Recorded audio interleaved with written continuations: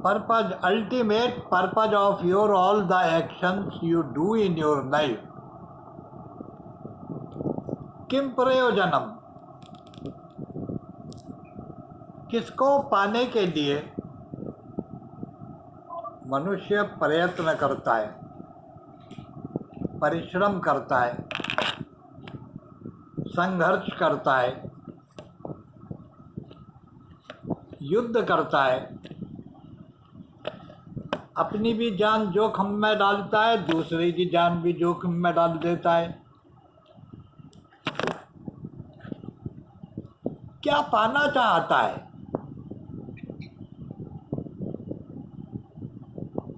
तो किम प्रयोजनम, कर्म का प्रयोजन क्या है? हम ही नहीं, जीव मात्र निरंतर किसी न किसी क्रिया में, किसी न किसी कर्म में लगे रहते हैं।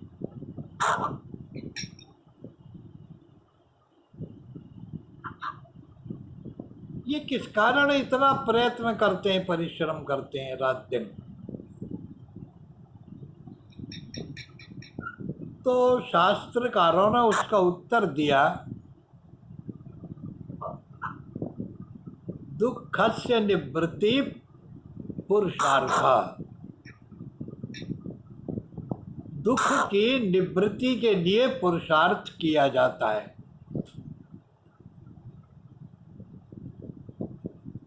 और ये दुखों का स्वभाव बड़ा अद्भुत है, बड़ा विचित्र है।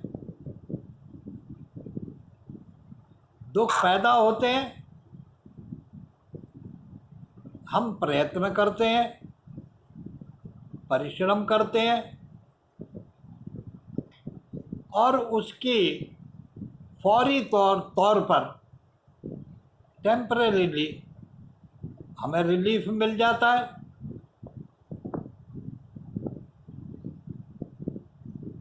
और फिर वो दुख उत्पन्न हो जाता है, फिर हम प्रयत्न में लग जाते हैं। हमारा सारा का सारा जीवन चक्र एक ऐसे चक्रव्यूह में फंसा हुआ है कि दुख पैदा होता है, हम पुरुषार्थ करते हैं, उसमें कुछ शांति होती है। जैसे सुबह उठे, पहला दुख है, हमारी नेचर की डिमांड होती है, भागना पड़ता है। एक दुख से निवृत्त हुए, अभी 5, 7, 10 मिनट ही हुआ है, शांति होकर के नहा धो के बैठे हैं, फ्रेश हो गए, नहा लिए, धो लिए, कुछ पूजा में बैठ लिए, पाठ कर लिया या कोई जाप कर लिया, कुछ भी कर लिया, व्यस्त हैं, लगे हुए काम में। एक नया दुख पैदा हो जाता है बैठे बैठे। भूख लगने लगती है, खाने की इच्छा तीव्र हो जाती है। स्वाध्याय करते करते,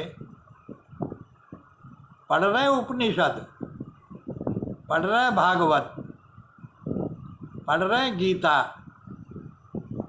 लेकिन अंदर पेट में अग्नि जागृत हो गई, तो वहीं अपने कमरे में बैठे बैठे आवाज लगाते, कहो भाई नाश्ते में कितनी देर है। एक नया दुख पैदा हो गया, अब उसकी निवृत्ति में लग गए।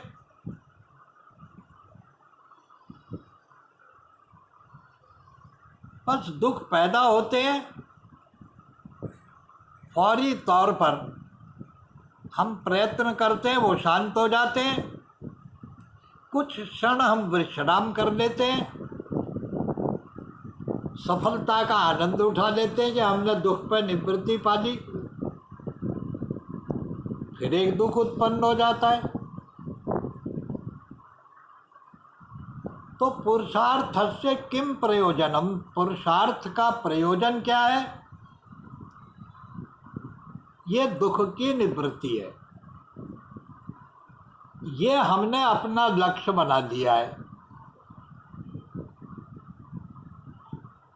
मनोवैज्ञानिक स्तर पर हमारी ये अप्रोच पॉजिटिव नहीं है।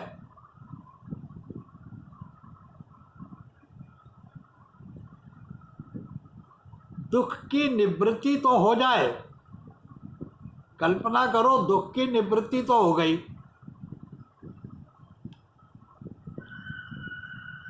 किंतु सुख की प्राप्ति नहीं हुई, तो क्या होगा? क्या सुख का अर्थ दुख की निवृत्ति है, या सुख एक अलग स्थिति है और दुख एक अलग स्थिति है? अगर दुख की निवृत्ति का अर्थ सुख होता तो सुबह से लेकर रात्रि तक हम दुखों की निवृत्ति का ही तो उपाय करते हैं, लेकिन हमें सुख की प्राप्ति तो होती नहीं है। इसलिए वैशेषिक शास्त्रकार ने एक बात कही कि भाई निवृत्ति तो होनी चाहिए, लेकिन तुम जो निवृत्ति करते हो वो निवृत्ति नहीं है। निवृत्ति होनी चाहिए आत्यंतिक निवृत्ति। आत्यंतिक निवृत्ति का अर्थ है कि एक बार अगर हमने दुख पर विजय पा ली तो वो दुख दोबारा उत्पन्न ना हो, दोबारा ना आए। तत्सिद्ध्यर्थम परम पुरुषार्थ। सूत्रकार कहते हैं त्रिविध दुःखस्य आत्यंतिक निवृत्ति परम पुरुषार्थ। भाई तुम्हें दो प्रकार के पुरुषार्थ करने पड़ेंगे। ये जो नित्य तुम्हारे दुख उत्पन्न होते हैं, भूख है, प्यास है, नींद है, ज्वर है, दर्द है, ये कुछ ऐसे दुख हैं कि ये तत्काल पैदा होते हैं और तत्काल इनकी निवृत्ति का उपाय हमें करना पड़ता है। लेकिन वस्तुतः हमारा जो पुरुषार्थ है ये जब तक परम पुरुषार्थ में कन्वर्ट नहीं होगा तब तक दुख की निवृत्ति नहीं होगी, आत्यंतिक निवृत्ति नहीं होगी। और इस परम पुरुषार्थ को ही, आत्यंतिक निवृत्ति को ही मोक्ष कहते हैं। कि एक बार हमारी दुख की निवृत्ति हो जाए, इस प्रकार से हो जाए कि ये दुख फिर दोबारा जन्म न ले, अर्थात जन्म और मरण के बंधन से मनुष्य मुक्त हो जाए। उसके अंदर का जो जीव भाव है वो भाव ही न रहे, उसमें नित्य निरंतर ब्रह्म भाव उत्पन्न हो जाए, आत्मा में परमात्मा का भाव उत्पन्न हो जाए। ये बड़ी एक अद्भुत बात है, ये बड़ी एक आश्चर्यजनक बात है।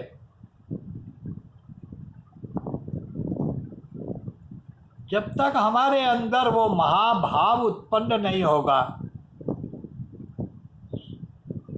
भाव कहते हैं हमारे अंदर के मांग को, जिसको आप कॉल ऑफ नेचर कहते हैं, उसका तात्पर्य तो शरीर से है, इंद्रियों के आग्रह से है। ये इंद्रियों के एक लेवल पर उत्पन्न होता है, जिसको भूख, प्यास, नींद, सोना, थकना, आराम होना, बीमार होना, आरोग्य को प्राप्त करना, ये शरीर के स्तर पर होता है। और इसकी निवृत्ति के उपाय शास्त्रों ने दिए हैं। और इनकी निवृत्ति करने के लिए ही कर्म का आदेश किया गया है कि कर्म करो और ये नित्य प्रतिक्षण उत्पन्न होने वाले दुखों की निवृत्ति तुम करो। लेकिन आत्यंतिक निवृत्ति अगर करनी है, जन्म मरण से ही मुक्त होना है, तो तुमको सारे भावों से मुक्त होकर के या तो अभाव में जीना पड़ेगा या भाव की उच्चतम स्थिति में आना पड़ेगा। मैं जरा निवेदन करूं, आप जरा गौर करिएगा। भाव की उच्चतम स्थिति है परमात्मा, और भाव की नितांत निम्नतम स्थिति अभाव का नाम है शून्य होना। तुमको दो प्रकार से निवृत्ति मिल सकती है, या तो तुम शून्य हो जाओ या तुम ब्रह्म हो जाओ।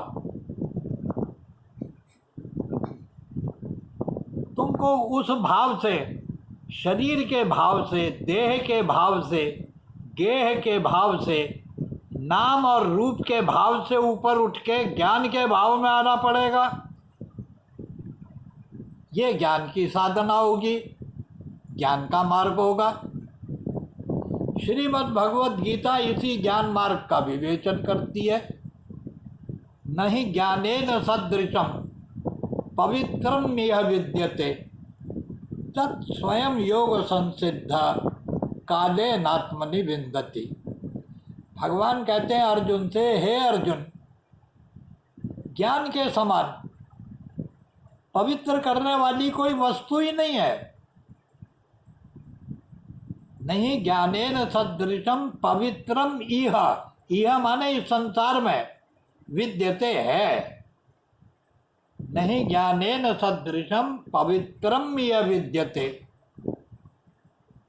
तत् स्वयं योग संसिद्ध। भाई ये तो योग के द्वारा जब तू जुड़ेगा उस विराट से, उस महत से, उस महान से, उस महाभाव से जब तू जुड़ेगा और महाभाव को प्राप्त होगा, तब ये सिद्ध होगा। इसीलिए उपनिषद कहते हैं ब्रह्मोपासका ब्रह्म एव भवति।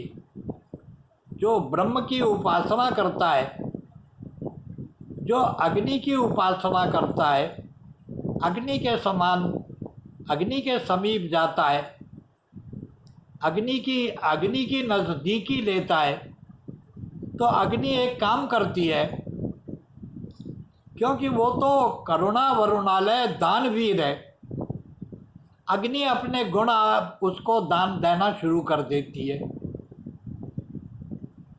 इसीलिए जलती हुई लकड़ी पे बुझी हुई लकड़ी जब आके लगती है तो वो भी जलने लगती है। वेद कहते हैं अग्नि ना अग्नि समिध्यते, अग्नि से अग्नि को जगाया जाता है, अग्नि से अग्नि जागृत होती है। और जब हम अग्नि से मिलते हैं तो अग्नि अपने 3 गुण हमें देती है। अपना रूप देती है, अपनी ऊर्जा देती है और अपना प्रकाश देती है। ये 3 गुण अग्नि से प्राप्त होते हैं। अंधकार को दूर करती है, खुद जैसी चमकदार प्रकाश युक्त है हमको प्रकाश युक्त कर देती है, और जैसी वो निर्मल है, उसमें कोई और मल नहीं है, अग्नि में केवल अग्नि और कुछ नहीं है। ठीक इसी प्रकार से ब्रह्म की उपासना करने वाला जब ब्रह्म से जुड़ता है तो उसके सारे मल विक्षेप आवरण समाप्त हो जाते हैं और ब्रह्मोपासका ब्रह्म एव भवति, वो ब्रह्म के समान हो जाता है। तो मैं निवेदन कर रहा था, हमारी समस्या न तो धर्म है, हमारी समस्या न परमात्मा है। हमारी समस्या अगर कहीं है तो वो हमारे जीवन से संबंधित है। इसलिए जब मनु महाराज ने धर्म की व्याख्या करी तो उसमें उन्होंने ये लक्षण नहीं दिया कि तुम आत्मवान बनोगे तो धर्मज्ञ हो सकते हो, या तुम ईश्वरवादी बनोगे तो तुम धर्मज्ञ हो सकते हो। हमारा जो भारतीय वाङ्मय है, इस हमारे प्यारे देश की धरती में जो महापुरुष पैदा हुए, अद्भुत क्रांतियाँ पैदा हुई। परमात्मा का जन्म यहाँ हुआ, भाषा का जन्म यहाँ हुआ, शब्द ने यहाँ जन्म लिया, अंक विद्या ने, गणित ने यहाँ जन्म लिया, ज्योतिष ने यहाँ जन्म लिया, आध्यात्म का यहाँ जन्म हुआ। मुझे तो एक पंक्ति याद आई, ये एक फ्रेंच राइटर ने लिखी है, hail hail O beauteous land of grow, O beauteous land of knowledge, O thy credit of humanity, it was thy horizon which was first illuminated by divine knowledge. I pray God for the survival of my country, of western future in India's past. Bharat के भूतकाल का जो गौरव था, ये मेरे France देश को दोबारा प्राप्त हो जाए, एक ऐसी अद्भुत प्रार्थना उसने भारत को लेते हुए की गई है। तो मैं निवेदन कर रहा था, इस देश की कितनी अद्भुत चमत्कार है। ईश्वर को लेकर वेदों ने महाभाव को प्राप्त करने की व्याख्या करी। कर्म कांड को लेकर, कर्म को लेकर महाभाव प्राप्त हो सकता है, इसको ब्राह्मण ग्रंथों ने इसकी व्याख्या करी। विचारों के द्वारा, चिंतन के द्वारा महाभाव प्राप्त हो सकता है, उपनिषदों ने ज्ञान कांड की चर्चा करी। और इन सबसे पृथक, जहाँ पर न ज्ञान की मांग की गई, न कर्म की मांग की गई, वहाँ एक अद्भुत बात कही गई। एक और मार्ग है, वो भक्ति मार्ग ने खोला। इस महाभाव को पाने के लिए अगर तुम्हारे पास ज्ञान नहीं है तो भी चलेगा, तुम्हारे पास कर्म की निष्ठा नहीं है तो भी चल जाएगा, लेकिन एक चीज़ तुम्हारे पास होनी चाहिए, उसको कहते हैं प्रेम। अगर आपके अंदर प्रेम का अंकुर है, प्रेम का बीज है, तो भी आप उस महाभाव को प्राप्त कर सकते हो। भक्ति से भी महाभाव की सिद्धि होती है, ज्ञान से भी महाभाव की सिद्धि होती है, आत्मज्ञान से भी महाभाव की सिद्धि होती है। तो बुद्ध ने कहा, किसी चीज़ की ज़रूरत नहीं, सबको शून्य कर दो तो भी महाभाव की प्राप्ति हो सकती है। तो कहने का अर्थ है कि हमारी समस्या न परमात्मा है, न आत्मा है, न प्रकृति है, न हमारा कोई दार्शनिक कोई भेद है। जीवन को सुलझाने का मार्ग भगवान गीता ने बड़ा सुंदर, भगवान कृष्ण ने कहा, आत्मन्नेव आत्मना शत्रु।